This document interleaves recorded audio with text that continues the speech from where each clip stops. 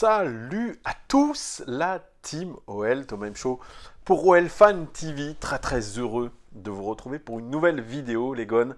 Cette vidéo, elle aura pour objet la présentation de cette équipe de la Juventus de Turin, puisque nous affrontons les Turinois mercredi au Groupama Stadium pour la phase aller des huitièmes de finale de la Champions League. C'est le match qu'on attendait. C'est le match qu'attend tous les supporters, même les joueurs. Je crois qu'ils font ce métier pour jouer ce genre de match. On se qualifie pour la Champions League pour faire ce genre de match. Et il arrive, on voyait ça comme très loin quand il y a eu le tirage au sort. Eh bien, c'est déjà mercredi, vous vous rendez compte. Ça va super vite et déjà, on rêve de l'exploit en tant que supporter. Les joueurs aussi, je pense, rêvent de l'exploit. Le président Aulas rêve de l'exploit. Comme la saison dernière face à Barcelone, on se prend à rêver de peut-être, pourquoi pas, eh bien, taper la Juventus de Turin qui est leader de Serie A avec un très grand joueur, l'un des meilleurs joueurs de l'histoire, si ce n'est le meilleur selon moi de l'histoire, Cristiano Ronaldo, qui est âgé de 35 ans, un an de plus que moi, mais qui est toujours au summum de sa forme, de ses capacités. Donc vous voyez, il y a beaucoup vraiment d'ambition pour cette équipe de l'OL. Marcelo, qui a fait une interview à Téléfoot ce matin, dit que sur un match, tout est possible et que si on faisait preuve de détermination et de caractère, on pouvait les battre. Moi, je suis pas loin de penser comme lui. Hein. Ça peut paraître assez étrange, mais je pense que sur un match, voire deux, espérons-le, puisqu'il y a un match aller, un match retour, nous sommes capables de gagner cette Juventus de Turin, malgré qu'il n'y ait pas vraiment de garantie dans le jeu des Lyonnais. Loin de là, on est dans une saison extrêmement compliquée. Mais on connaît nos Lyonnais, on connaît nos joueurs. Ils sont capables de tout et n'importe quoi. Ça peut être tout et rien. Donc c'est pour ça, faisons confiance à notre équipe. C'est vrai que la Ligue des Champions, elle a pour mérite de galvaniser un peu les troupes, galvaniser tout le monde. Et je pense que sur un match comme ça, les leviers de motivation, il n'y en a pas beaucoup à avoir. Ça se transmet un petit peu de lui-même, d'elle-même, cette motivation. Voilà, il y aura une disposition tactique, forcément, à mettre en place par Rudy Garcia. Est-ce que ce sera un 3-4-3, comme il avait pu vouloir le faire contre Metz? On verra ça. En tout cas, présentation un petit peu de cette Juventus de Turin. La Juve, alors avant le match d'hier contre la Spal, je vous en parlerai en fin de vidéo. La Juve était première de Serie A, est toujours première de Serie A. Avant le match contre la Spal, elle avait 57 points. Elle devait être quatrième de cette Serie A avec 45 points. Vous voyez, l'équipe est très clairement en surperformance. Et comme je le dis régulièrement, quand une équipe est en surperformance, il y a un moment donné où ça va brusquement se remettre à niveau. Donc espérons que ce soit contre nous, mais regardez, c'est vrai, en Serie A, ils ne dominent pas cette saison. Très clairement, il y a un trio de tête qui est vraiment au coude à coude et ça se voit vraiment dans les points, dans les expected points. Ils ne devraient pas être là où ils sont, ils ne devraient pas être leader de Serie A. Donc ça, c'est un motif d'espoir, un premier motif d'espoir pour l'Olympique Lyonnais. Au niveau des buts inscrits, 46 buts inscrits avant le match contre la Spal, hein, je le répète, quatrième attaque de Serie A, ce n'est pas la première, vous voyez. Au niveau des expected goals, ils devraient en avoir 45, ils sont très cohérents par rapport à la qualité de leurs occasions. Ils sont aussi quatrième attaque XG de Serie A. Au niveau des buts encaissés, 23, troisième défense de Serie A. Au niveau des expected goals encaissés, ils auraient dû en encaisser 25, donc c'est à peu près cohérent avec ce qu'ils ont encaissé. C'est le deuxième expected goals encaissés de Serie A, donc ce qui est plutôt pas mal, une très grosse défense de la Juventus de Turin. Au niveau du PPDA, l'indice de pressing, le nombre de passes autorisées à l'adversaire avant une intervention défensive, c'est 7,64, troisième de Serie A, troisième meilleur pressing, le meilleur buteur, Ronaldo, 21 buts depuis hier, il aurait dû en marquer 15, lui aussi est en surperformance, très clairement. Mais bon, vous savez, avec des joueurs comme ça, comme Messi ou comme Ronaldo, quand c'est plusieurs saisons de suite, c'est pas qu'ils sont en surperformance, c'est vraiment leur réel niveau. Et moi, je le pense aussi. Dybala, qui suit, avec 6 buts seulement. Voilà, il est loin de Ronaldo. Il aurait dû en marquer 7 suivent Higuaín, qui clôt le trio de tête. 5 buts marqués, il a marqué 5 buts, il aurait dû en marquer 7. Légère sous-performance pour Gonzalo Higuaín. Au niveau des meilleurs passeurs, le meilleur passeur de cette équipe, c'est Bentancur. 6 passes décisives, il aurait dû en faire que 2. Lui aussi, clairement, il est en surperformance. Deuxième, Higuaín, 4 passes décisives, il aurait dû en faire 4. Et Dybala, 3 passes décisives, il aurait dû en faire 4. Au niveau des expected assists par 90 minutes, plus les expected goals par 90 minutes, on retrouve l'inébranlable Cristiano Ronaldo à 0,99, c'est assez énorme, suivi de Higuaín 0,75 et Dybala 0,69. Expected goals par 90 minutes, c'est Ronaldo 0,79. Attention à lui, Higuaín qui suit Ronaldo avec 0,45. Si je compare un petit peu avec l'Olympique Lyonnais, expected goal par 90 minutes de l'OL, c'est Dembélé avec 0,40 et Toko Ekambi avec 0,32. Vous voyez, on est assez loin quand même des standards de Cristiano Ronaldo et même de Gonzalo Higuaín. Au niveau des tirs par 90 minutes, sans vraiment de surprise, c'est Ronaldo. 6 tirs en moyenne par match par 90 minutes, c'est énorme. Au niveau des passes clés par 90 minutes, c'est Douglas Costa 3,19. Passes clés, c'est les passes avant un tir. Dybala 2,79 par match et Higuaín 1,89. La Juve tire en moyenne 17 fois par match. C'est la 3e équipe de Serie A. La Juve, ce sont aussi les plus précis de Serie A sur les passes. 88% de passes réussies. Ça, c'est fort. C'est ceux aussi qui gagnent le plus de duels aériens. 57% de duels aériens gagnés. Ça, c'est bon. Et c'est ceux qui ont le plus de possession en Italie. 57%. Alors, ils sont cette année entraînés par Maurizio Sarri. Maurizio Sarri qui revient d'un périple à Chelsea où il a remporté l'Europa League la saison dernière. Il est arrivé à la Juve en remplacement de Massimiliano Allegri. Il est arrivé un petit peu dans la tourmente. C'est vrai qu'il a voulu un petit peu tout révolutionner. Il a voulu un petit peu mettre sa patte. Ça n'a pas trop plu, notamment au cadre du vestiaire, et notamment la superstar Cristiano Ronaldo. Il y a eu un peu des remous, il y en a toujours un petit peu avec Maurizio Sarri. On a du mal un petit peu à voir où il veut aller. On a une Juve qui est beaucoup moins dominatrice que les saisons précédentes, et donc ça met un petit peu la pression sur Sarri. Pourtant, si les dirigeants de la Juventus l'ont voulu, c'est qu'ils avaient une idée très claire et qu'ils en faisait aussi l'un des techniciens, les tacticiens les plus reconnus du football. Et moi, je suis d'accord avec ça. C'est un formidable tacticien. Un petit peu meilleur, je pense, que Rudy Garcia. Bref, la tactique de Sarri. Qu'est-ce que c'est la tactique de Sarri ? Alors Sarri, il est connu pour son Sarri Ball. C'est multiplier les passes courtes, conserver le ballon jusqu'à trouver le décalage et s'infiltrer dans l'espace libre. Ça, c'est la méthode Sarri, surnommée donc le Sarri Ball en Angleterre, quand il était à Chelsea, pour bien sûr le plaisir du jeu et des yeux. C'est vrai que quand ça fonctionne, ça ressemble un petit peu à un tiki-taka, c'est assez intéressant. Alors ces formations, elles sont souvent 4-3-3, qui ressemblent en vrai à un 4-4-2 losange avec l'attaquant de pointe. Par exemple, Bernardeschi qui vient se mettre en pointe haute du losange, laissant l'attaque souvent, très souvent, à Ronaldo et Dybala. L'apport de Higuaín, qui est un fidèle, je dirais, de Maurizio Sarri, qui est passé à Naples, qui est passé à Chelsea et maintenant qui est à la Juventus. C'est vraiment un petit peu le talisman de Sarri. L'apport de Higuaín dans l'équipe, elle refait passer souvent l'équipe dans un 4-3-3 classique. En 4-4-2 losange, la Juve pratique un marquage individuel du milieu de terrain pour bloquer les pénétrations centrales et surtout pour forcer l'adversaire à jouer sur les côtés. Pjanic, qu'on connaît très bien, ancien lyonnais, lui, il reste l'homme libre au milieu de terrain, le freeman comme on appelle ça. Il ne marque personne, mais lui, il a un rôle majeur car il doit lire les trajectoires et les seconds ballons à destination souvent du targetman adverse. Je vous en ai parlé hier dans la vidéo du targetman, c'est l'homme cible dans une équipe où ça pourrait être Dembélé, c'est quand on balance des longs ballons devant sur l'homme cible. Et pour l'équipe comme la Juventus, le targetman, eh bien, c'est l'homme à suivre, c'est l'homme à battre aussi un petit peu. En gros,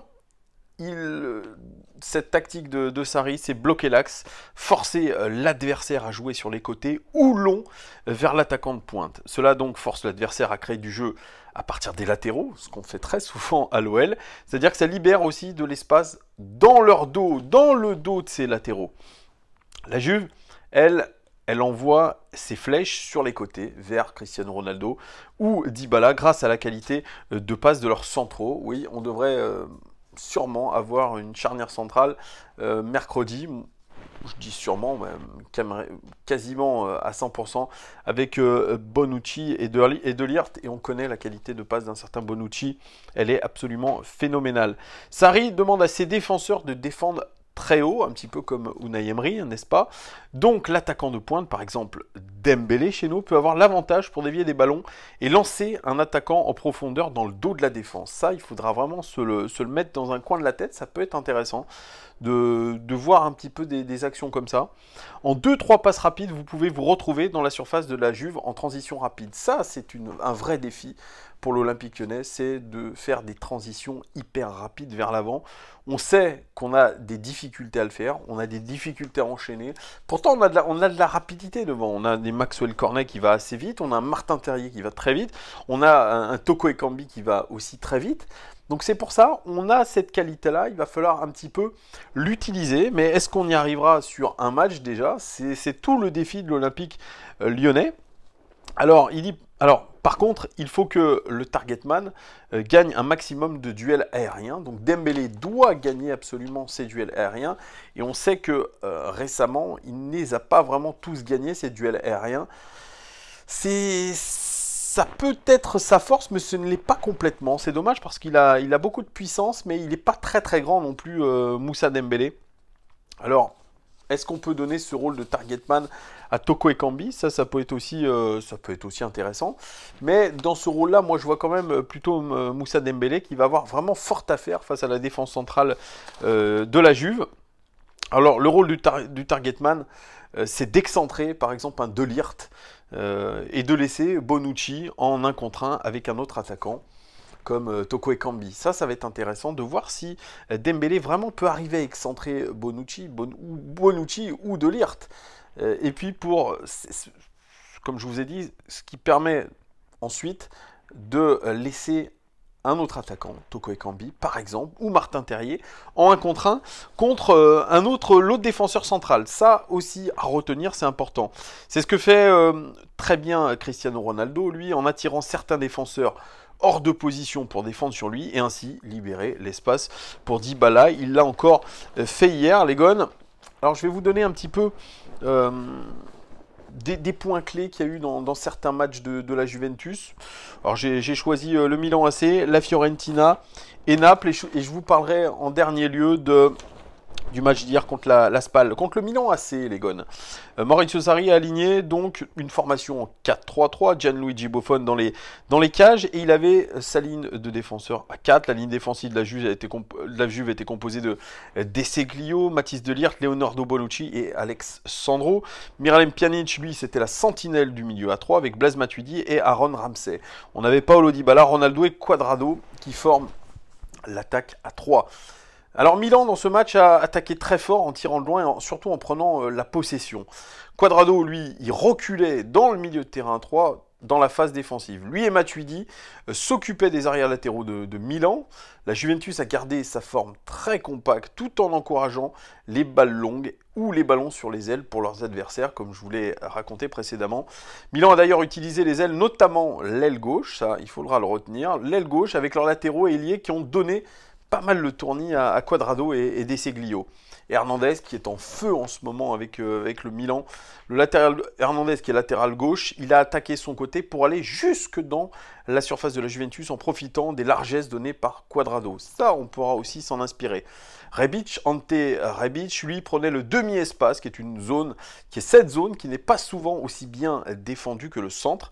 Cela donc en fait une zone offensive très précieuse pour jouer, et beaucoup de chances sont créées par des passes ou des dribbles depuis le demi-espace. Ça, il faudra s'y intéresser aussi. La Juve a réussi un peu plus en sortant le ballon à chaque fois sur Dybala ou Ronaldo. trouver à chaque fois dans la profondeur. Ils ont tous deux fréquemment trouvé des zones pour recevoir le ballon dans les demi-espaces ou entre les lignes. Matuidi, lui, effectuait souvent des courses à partir du milieu de terrain sur la gauche, tandis que Ramsey, lui, opérait de manière beaucoup plus centrale. Milan a défendu surtout en bloc médian 4-4-2 ou 4-5-1. Ça sera intéressant aussi. Ils n'ont pas eu beaucoup de réussite, Milan, dans ce match. Ils ont fait finalement un partout contre la Fiorentina. Alors Matuidi, lui, il était remplacé par Rabiot dans le 4-3-3. Et Douglas Costa, lui, à la place de Dybala. Costa et Ronaldo sont des ailiers, bien sûr, dans ce système. La Fiorentina a défendu en bloc médian 5-3-2 avec des centraux qui agressent constamment les attaquants adverses, mais surtout une couverture de passe de Pjanic par l'un des deux attaquants. Il a réussi notamment à déjouer ce marquage en se sortant de la ligne de pression. Il est très fort, Pjanic. Pjanic, c'est surtout un élément clé dans ce système. Il joue beaucoup entre les lignes. Il va falloir faire attention. Il faut limiter son influence. Ça, il faudra un homme au marquage sur Pjanic, c'est évident. Une des forces de Pjanic et Bentancur qui savent, comme je vous l'ai dit, se mettre entre les lignes de pression, c'est ça, c'est ressortir aussi proprement le ballon. C'est aussi ce qui est aussi un moyen pour eux de faire défendre les ailiers adverses sur eux et ainsi libérer des espaces dans leur dos que c'est très très bien exploité un ailier hyper rapide comme Cuadrado. La Juve, elle sait très bien faire tourner le ballon pour ouvrir une ligne de passe verticale quand il le faut. Attention à ça les gones.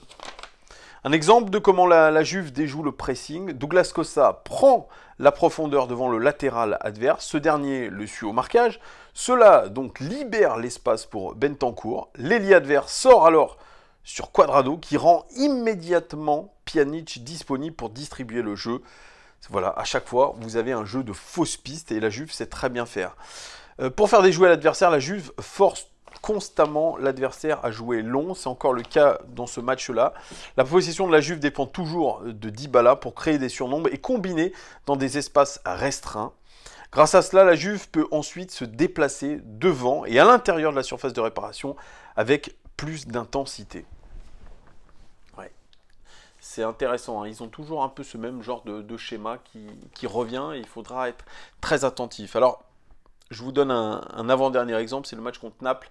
Là, ça avait été un petit peu compliqué pour eux puisqu'il y a eu une défaite 2-1 et c'était une sorte de légère crise identitaire où on a remis en cause beaucoup la tactique de Maurizio Sarri.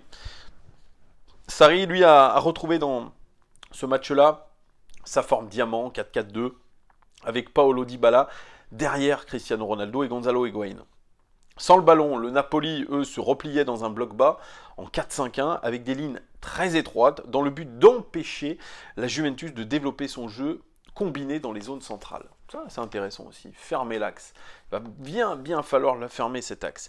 Les milieux de terrain centraux ne fournissant pas non plus de profondeur, la possession a été stoppée par la compacité du Napoli et les espaces limités disponibles. Voilà, ça, on doit laisser le moins possible d'espace à la Juventus. Ça, on l'a fait très bien pendant 20 minutes contre le Paris Saint-Germain, mais on n'a pas réussi à le tenir. Et pourtant, il faudra le tenir tout un match. Lorsque le Napoli a inévitablement repris la possession, ils ont essayé d'attaquer l'espace derrière Cuadrado. Ça aussi, il faudra s'en inspirer, en étant très agressif. L'espace derrière lui est devenu une cible pour les attaques. C'est un très bon attaquant, Cuadrado, mais il laisse beaucoup d'espace derrière et il défend pas forcément très bien. Alors hier, j'ai vu le match de la Juventus contre la Spal, qui est dernier de Serie A. Il y a eu une victoire de la Juventus 2-1, mais pas une formidable rencontre de la Juve. Hein. Longtemps, ils ont géré le match. On avait l'impression vraiment par leur intensité que l'équipe savait qu'elle allait gagner et qu'ils fournissaient un minimum d'efforts. Ils étaient hier en 4-4-2. Voilà, alors je vous donne la composition d'équipe. Szczęsny dans les cages, Danilo à droite, Rugani, Chiellini en défense centrale, Alex Sandro à gauche, un milieu à 4 avec Cuadrado en piston droit, Ramsey et Bentancur au milieu, puis Matuidi piston gauche, et puis l'attaque Dybala, Ronaldo. Vraiment, pas un match extraordinaire, un match hyper réaliste de la part de la Juventus de Turin. Notamment, il faudra se méfier comme du lait sur le feu de Juan Cuadrado, qui est un élément absolument central de cette équipe de la Juventus, un élément qui est très altruiste, le Colombien, toujours dans les bons coups. Il a surtout une relation avec Cristiano Ronaldo qui est extraordinaire. Il sent les appels de Ronaldo. Il est aussi un extraordinaire centreur. Donc celui qui va défendre sur lui, peut-être Marsal, sûrement Marsal. Il va falloir vraiment qu'il fasse attention. Il va falloir surtout qu'il soit aidé par son latéral, puisque vraiment défendre sur Cuadrado, c'est très compliqué. Attention à cette qualité de centre, attention à son activité sur son côté. Vraiment, je l'ai trouvé très intéressant. Même chose pour Dybala. Dybala constamment, lui aussi, en train de décrocher. Il crée des problèmes, il crée des fausses pistes, il décroche, il n'est jamais au même endroit. Et marquer quelqu'un comme Dybala, c'est, je pense, quelque chose de difficile, mais il va falloir forcément qu'il y ait quelqu'un qui le fasse, parce que lui aussi, il arrive à jouer dans des espaces restreints, il est très à l'aise, il a une très belle frappe de balle aussi, donc attention à Paulo Dybala. Et puis je vous donne pas mon sentiment sur Cristiano Ronaldo, qui sait se faire oublier, qui lui aussi est très intéressant dans le jeu de la Juve, puisqu'il n'hésite pas à décrocher aussi, à prendre la profondeur, et puis voilà, devant la cage, il est extraordinaire, puisqu'il lui a fallu une occasion pour un but, son 21e de la saison. Tout de même, c'est un grand joueur, c'est un facteur X vraiment dans cette équipe. La Juve peut vraiment nous endormir complètement, puis à un moment donné, nous poser un coup de poignard avec Cristiano Ronaldo. C'est la même chose qu'un Lionel Messi. Attention à ces joueurs-là qui sont des véritables bombes sur un terrain. C'est une expérience, c'est une classe, c'est une motivation surdimensionnée. C'est un élément majeur de cette équipe de la Juve. C'est franchement un superbe joueur. Moi, j'adore Cristiano Ronaldo. Alors, sur les statistiques, hier, il y a eu beaucoup de jeux dans les half space, notamment dans le half space droit, avec notamment Bentancur, avec Cuadrado. 42 passes dans le half space droit, 34 réussis, 4 sont arrivés dans la surface de réparation. Celui qui a fait le plus de passes hier, c'est Bentancur. Celui qui a créé le plus d'occasions dans le jeu, c'est Ronaldo. Celui qui a reçu le plus de passes dans les zones dangereuses, qui a fait le plus de passes dans les zones dangereuses, c'est Cuadrado. Attention à lui aussi, qui a vraiment cette qualité du pied droit vraiment magistrale. Plus de passes reçues dans les zones dangereuses, Ronaldo, toujours dans les bonnes zones. Plus de portée de balle dans les zones dangereuses, Cristiano Ronaldo. Et puis, celui qui a été le plus central, c'était Rugani, le défenseur central. Voilà, je pense avoir fait pendant 22 minutes assez le point. J'ai essayé d'être synthétique. J'espère que vous avez un petit peu plus compris le jeu et la tactique de Sarri. Ça sera évidemment compliqué face à la Juventus de Turin, mais compliqué, mais qui ne veut pas dire impossible. Vraiment, moi je reste persuadé qu'il y a un coup à faire contre cette Juventus de Turin qui est vraiment pas au top de son jeu. Hier, ils ont gagné que 2-1 face à la Spal, qui est dernier du classement. Certes, ils ont des individualités extraordinaires, mais voilà. Je pense que si on fait preuve de caractère, de détermination et d'intelligence, ce qu'on n'a pas été capable de faire globalement cette saison, c'est vrai, mais on est capable vraiment de se mettre dans les meilleures conditions. Cette Juventus de Turin n'est pas au top. Elle est première de son classement, mais ne devrait pas être première, voilà, selon les expected points. Donc ça nous laisse beaucoup de motifs d'espoir, mais il faudra faire vraiment un match extrêmement sérieux. On verra vraiment ce que va nous proposer, Maurizio Sarri. On verra. Les Gones, dites-moi en commentaire ce que vous pensez de cette équipe de la Juventus de Turin. Dites-moi si certains ont vu les matchs de la Juve. Qu'est-ce que vous pensez de cette équipe ? Voilà, tout simplement. Merci les Gones de me suivre de plus en plus nombreux. On se retrouve pour l'avant-match du match contre la Juve. Et puis, mettez-moi aussi un petit prono. Allez, à très vite. Ciao, ciao, ciao, ciao.